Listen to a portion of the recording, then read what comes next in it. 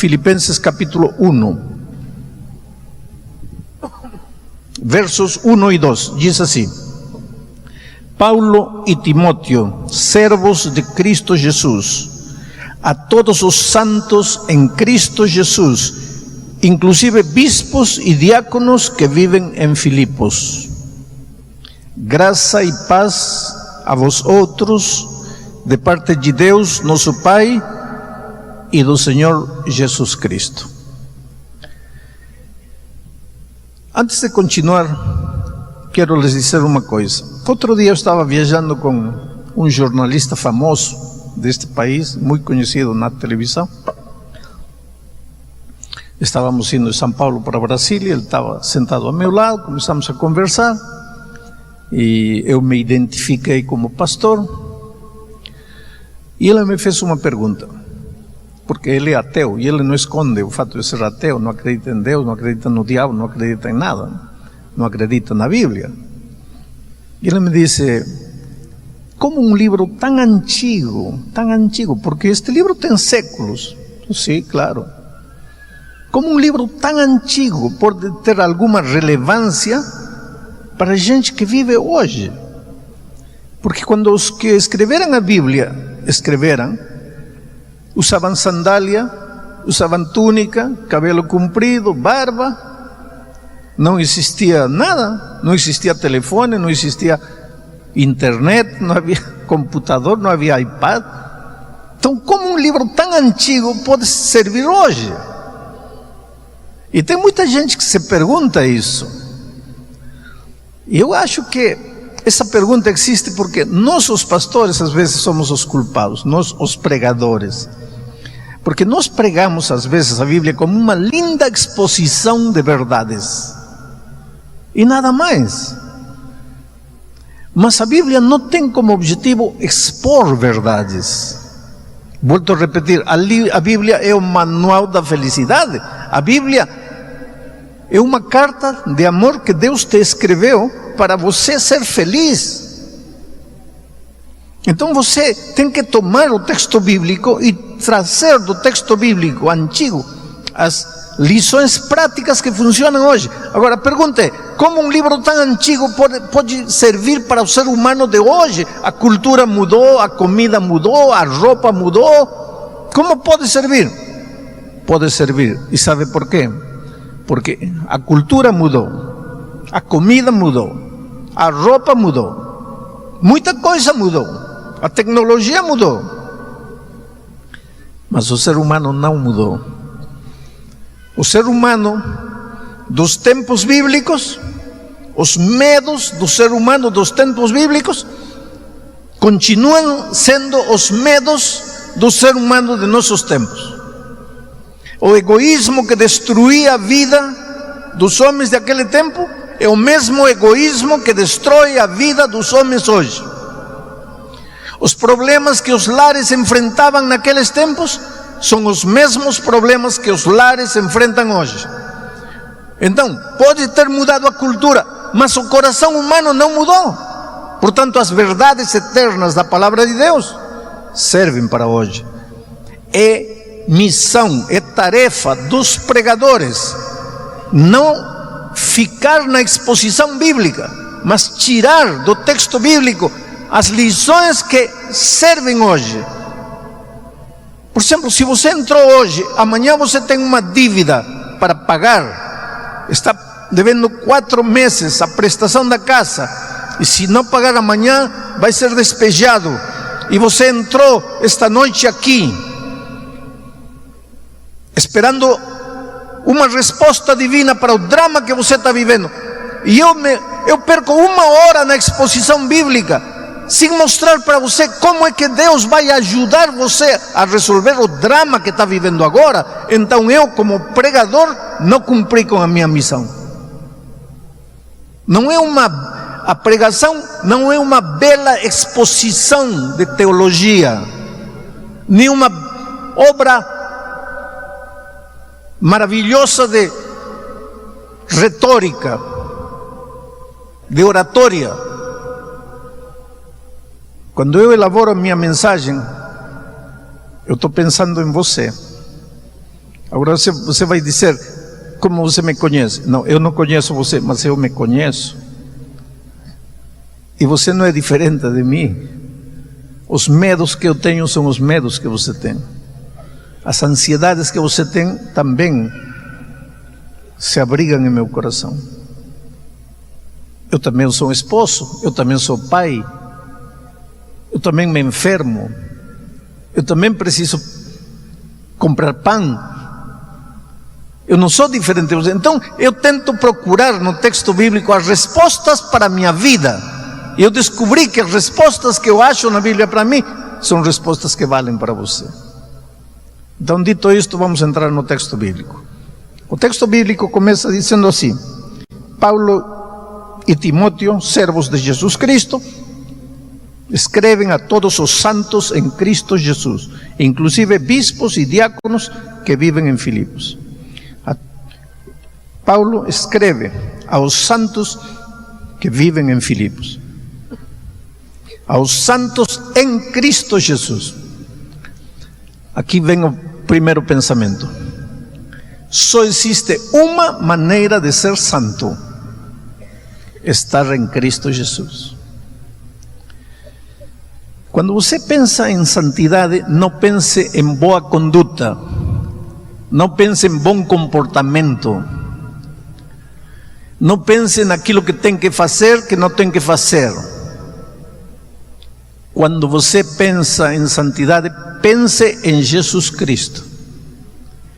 Você é santo na medida que estiver em Cristo Jesus.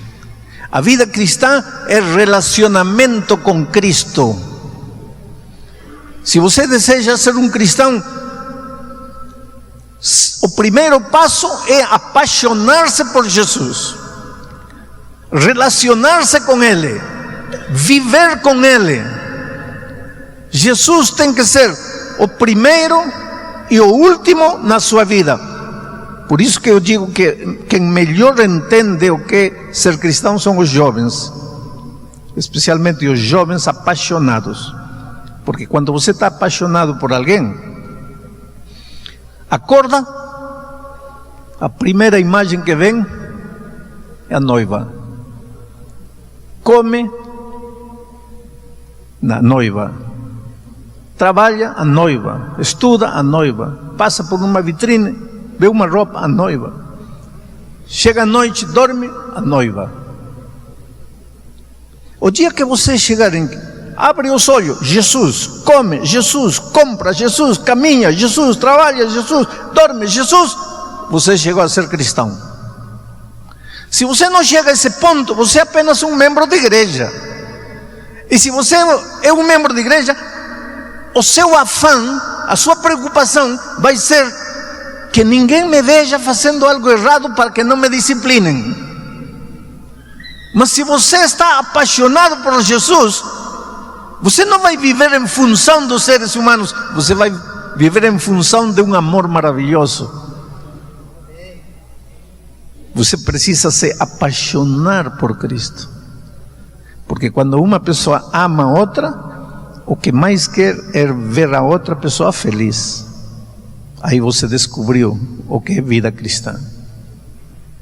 Santo, desde o ponto de vista bíblico, não é aquele que não peca. A palavra santo, na linguagem grega, quer dizer separado. Vamos dizer que eu pego esta folha e a separo. Esse ato de separar a folha das outras folhas é santificar. Eu estou santificando em grego, estou santificando a folha. Esta folha é santa, que quer dizer, foi separada das outras. Aqui está, não no sentido pejorativo, mas aqui está o montão. O montão. Eu tiro esta da multidão para um propósito especial. Eu vou levar esta folha na minha Bíblia. Eu santifiquei a folha. Quando Paulo disse que escreve aos santos, ele está dizendo: estou escrevendo para aqueles que um dia foram separados da multidão para um propósito maravilhoso. E querido, você é chamado a ser santo. Quer dizer, Deus tem um plano lindo para a sua vida, um plano que você talvez ainda não descobriu. Eu um dia conheci uma moça que estava com a vida completamente destruída. Estava pregando em Porto Alegre uma noite fria, assim como esta.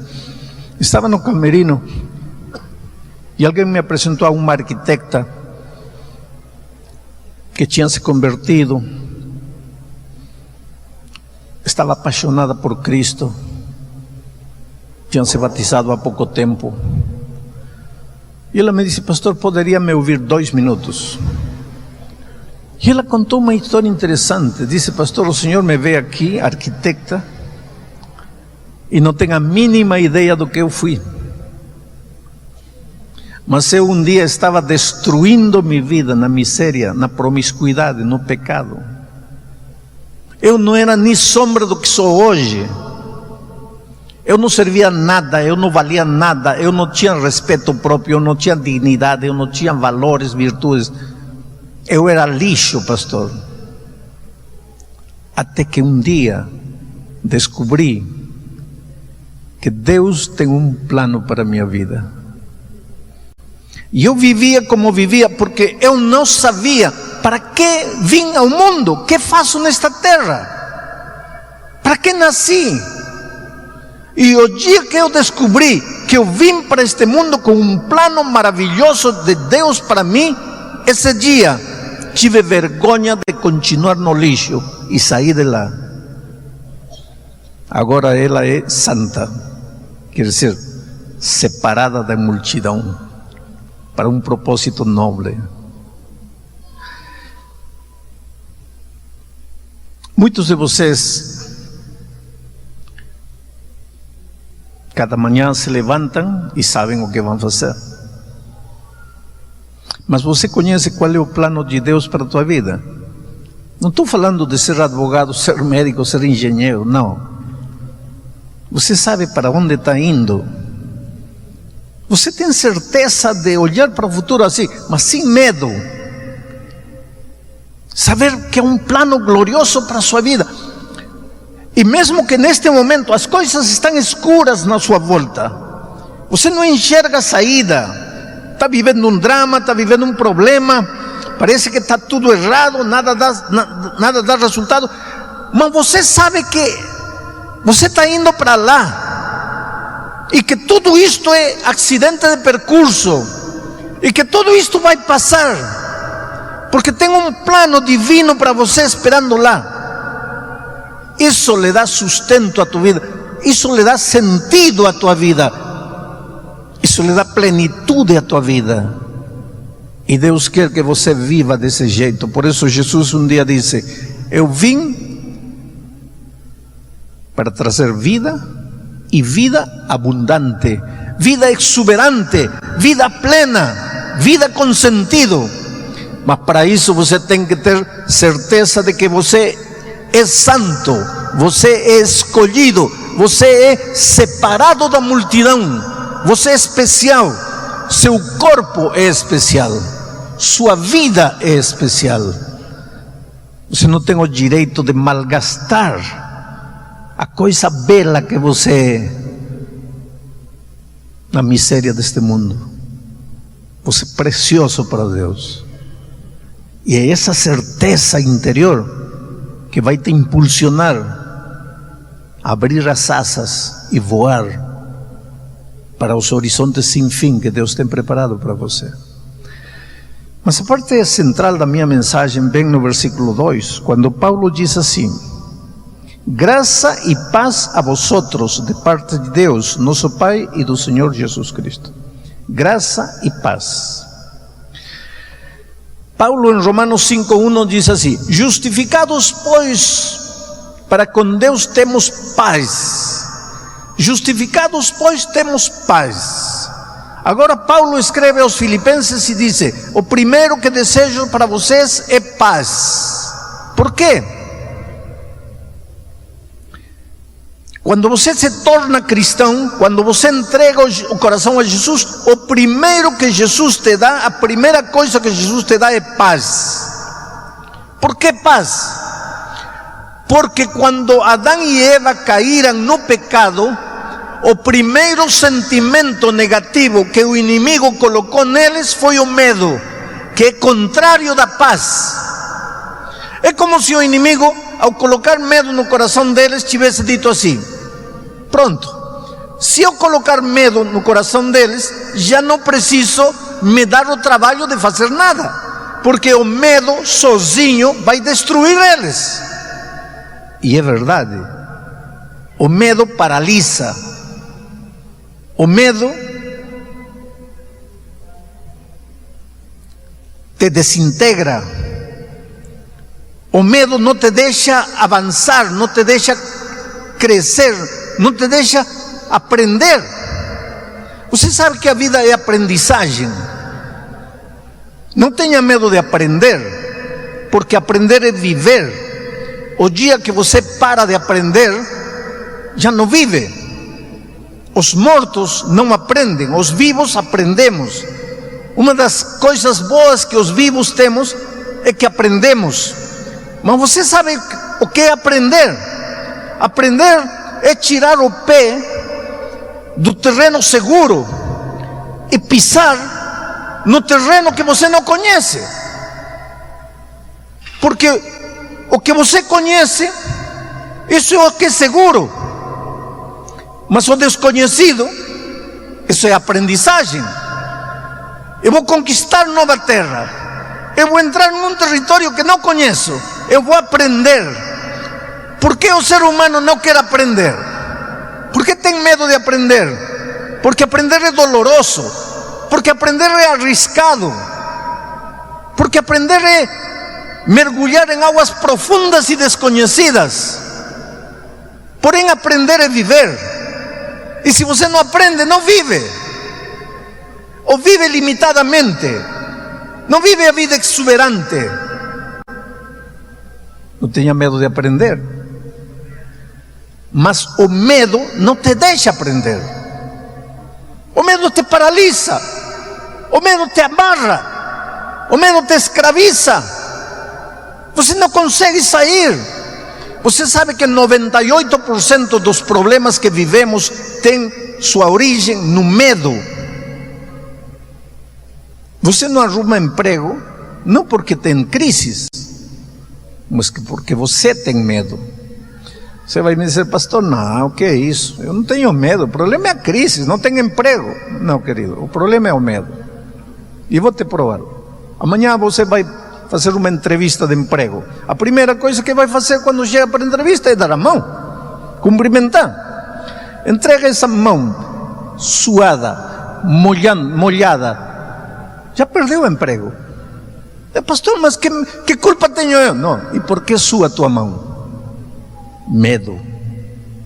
Você sabe que tem gente que vive com medo, medo da própria vida. Você sabe que tem gente que não se sente digna de viver, caminha pela vida como se o mundo todo lhe estivesse fazendo um favor. Eu te digo uma coisa: quando você arruma emprego, o que o patrão vai te dar cada final de mês? Dinheiro. E em troca desse dinheiro que ele vai te dar uma vez por mês, o que você vai dar para ele 30 dias por mês? Vida. Seu talento, sua força, sua energia, suas ideias. E o que o patrão vai te dar? Dinheiro. Coloca na balança, o que pesa mais? Dinheiro ou tua vida? Então me diga, quem está fazendo favor a quem?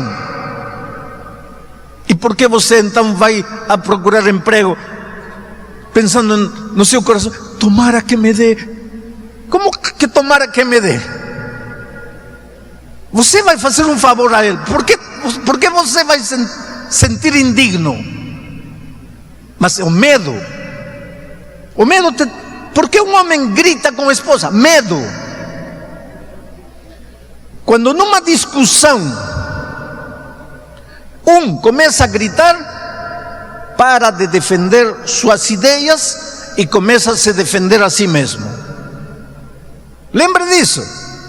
Quando numa discussão deles começa a gritar, para de defender suas ideias, começa a se defender a si mesmo. O medo faz gritar. O medo. Então, um ser humano com medo não é feliz. Não é feliz na vida familiar, não é feliz na vida financeira, não é feliz. Outro dia, eu estava conversando com um homem que bateu no garoto de 5 anos, no seu filho. Ele disse que castigou, bateu. Só que depois de bater, ele descobriu que ele estava errado e o filho de 5 anos tinha razão. E ele veio falar comigo porque todo mundo dizia para ele: pede perdão a teu filho. Mas ele disse: se eu pedir perdão, perco a autoridade. Tem medo de quê? De dizer que um garoto de 5 anos, nesse quesito, sabe mais do que você de 40 anos? Você, como patrão, tem medo de dizer que o faxineiro, nesse item que estavam discutindo, está certo, e você, como patrão com doutorado na Harvard, está errado? Medo de quê? Você sabe que a vida está cheia de medo. É o medo que estraga os relacionamentos, estraga os casamentos, estraga as amizades, estraga as relações laborais. É o medo que arruina a vida financeira. Medo. Como o medo pode arruinar a vida financeira? Tem gente que abre o guarda-sapato e diz assim: não tenho sapato. 40 pares aí. Não tenho sapato. E esses 40, não, mas que nenhum deles combina com a roupa que tenho. Tem gente que, para ir à igreja, abre o guarda-roupa. Não tenho roupa. 20 vestidos aí. Não, mas que já me viram com esse. E qual é o problema que te vejam por segunda vez com esse? Medo. Medo de quê? Que pensem que não tenho dinheiro para comprar outra roupa. Você já viu que você vive em função do medo?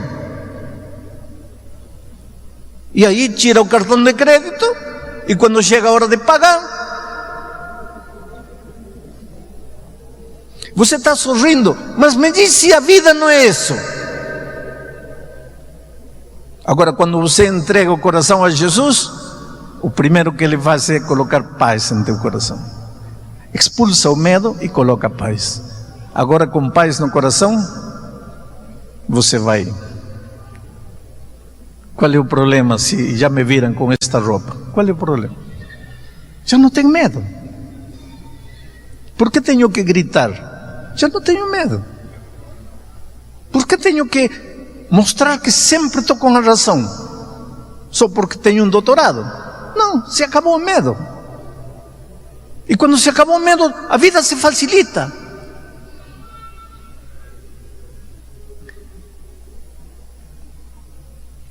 Para entender o que estou falando, assiste um jogo de futebol. Sobe na arquibancada e fica olhando os jogadores no campo. Aí pega o jogador a bola dentro das 18 yardas. Você que está lá, vê que tem um sozinho aqui e tem outro mais sozinho lá.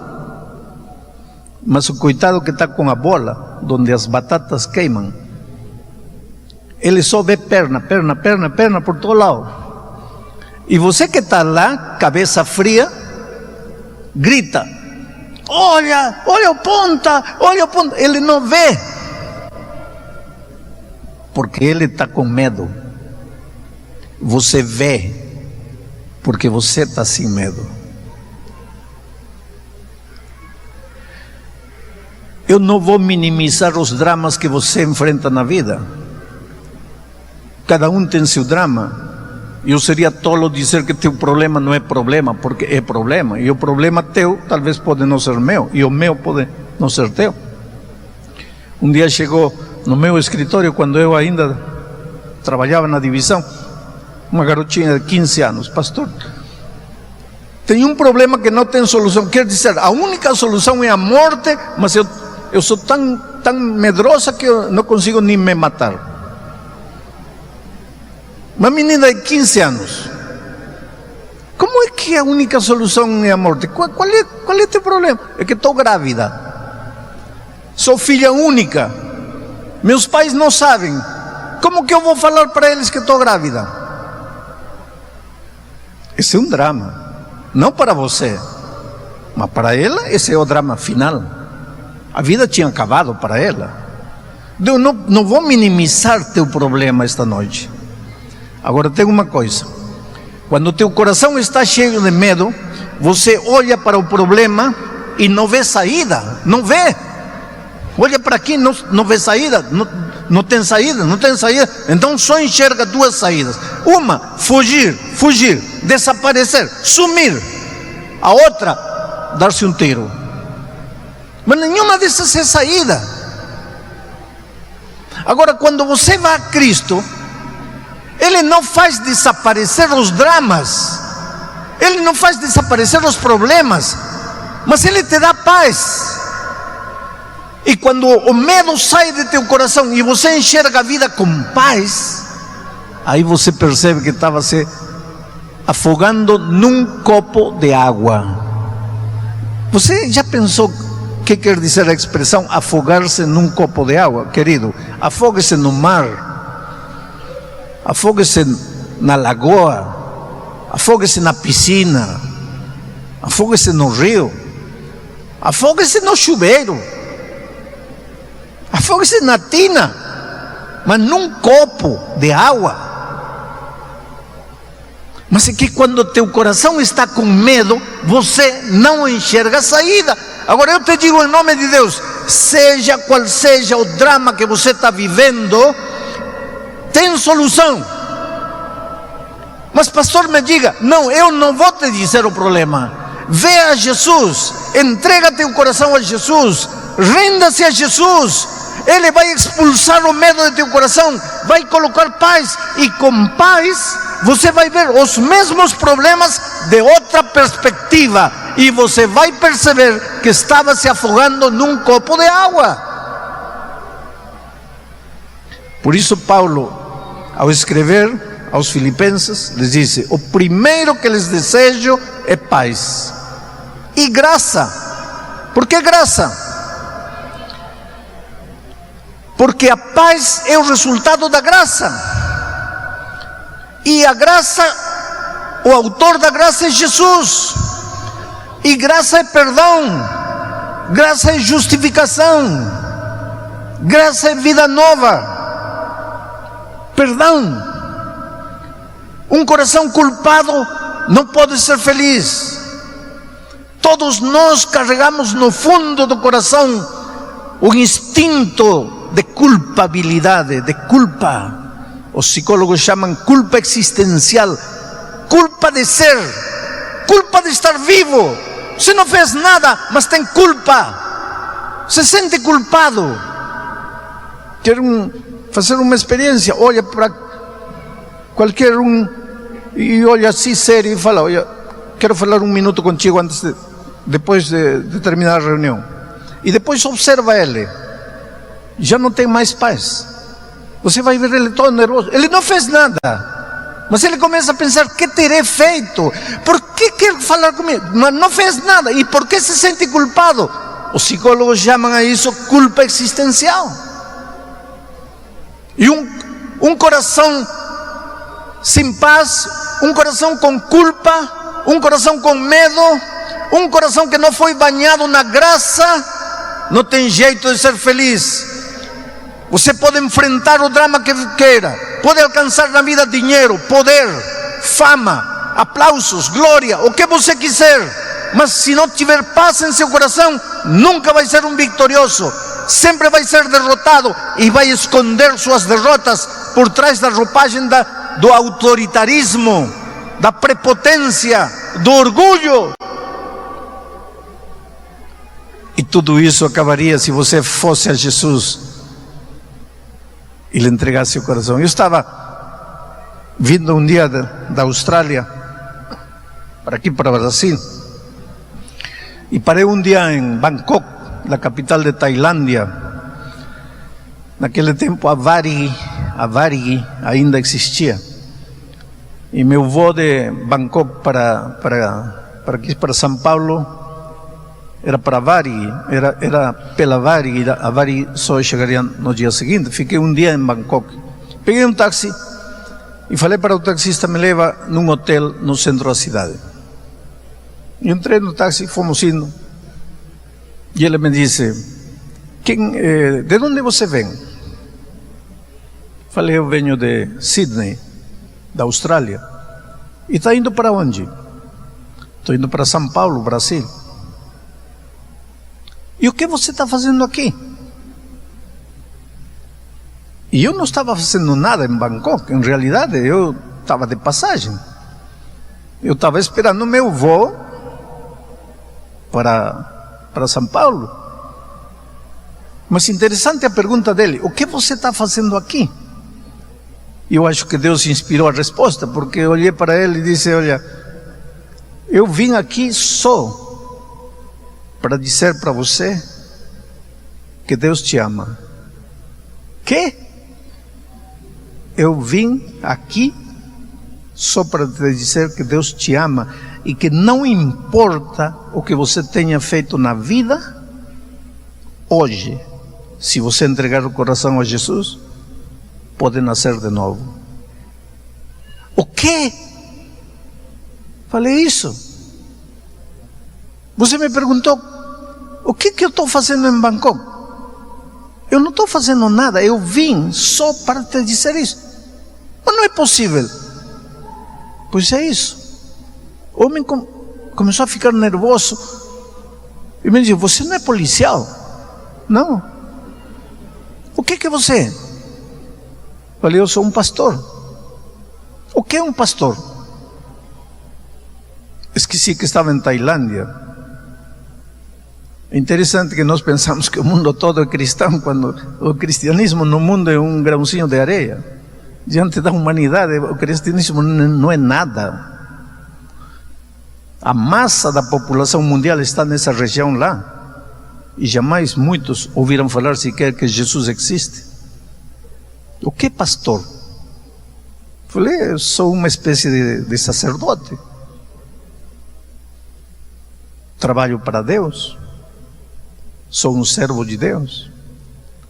E vim em nome de Deus para te dizer que não importa o que você tenha feito, hoje você pode começar uma nova vida.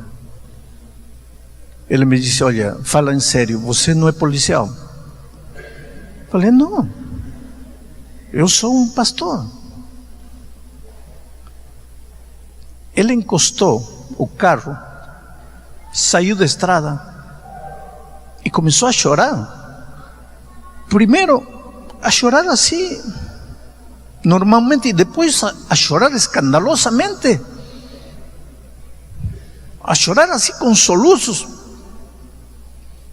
Imediatamente eu percebi que aquele homem carregava culpa, e uma culpa profunda. E coloquei minha mão no seu ombro, e ele olhou para mim e me disse: por favor, me fala a verdade, quem é você? Falei: estou te falando a verdade, eu sou um pastor, eu vim em nome de Deus para dizer-te que você é precioso para Ele. Você não precisa me dizer o que você fez, mas você está carregado de culpa. Você precisa ter paz em seu coração e nunca vai ter paz se não aceitar o perdão que Jesus quer te dar. E esse homem me contou uma história impressionante. Casou com 18 anos no interior da Tailândia. Ele matava patos. Lá come muito marreco. Ele matava marrecos. Esse era seu trabalho. Um dia, por algum motivo, retornou para casa mais cedo e encontrou a sua esposa jovem com outro homem na sua casa. Ele foi na cozinha, pegou um machete, um machado, um facão de matar marreco e matou os dois. E ficou desesperado, sem saber o que fazer. E o melhor lugar para se esconder numa cidade grande, o melhor lugar para se esconder é uma cidade grande. Numa cidade grande ninguém sabe quem mora ao lado, ninguém sabe o nome de ninguém, ninguém se importa com ninguém. E ele fugiu para Bangkok, uma cidade de 6 milhões de habitantes naquele tempo. E passaram 30 anos. Lá ele casou-se de novo, tinha 3 filhos lindos, aprendeu a falar um pouco de inglês, era taxista e fazia serviço no aeroporto. E ele disse: há noites que eu tenho pesadelos terríveis. Eu sinto como que, assim em meus sonhos, minhas mãos manchadas de sangue. Uma voz que me disse: assassino.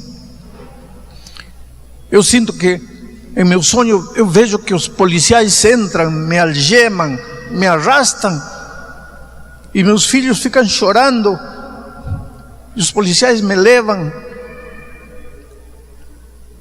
30 anos sem paz e de repente você aparece e me diz que vem em nome de Deus para dizer que toda a minha vida passada está perdoada, que não importa o que eu fiz. Fala a verdade, quem é você? Falei: estou te falando a verdade. Eu sou um ministro de Deus.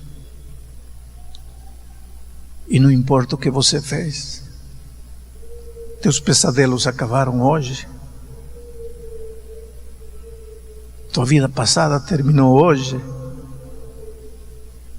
que preciso fazer? Nada. Porque é graça, é grátis, não se paga nada.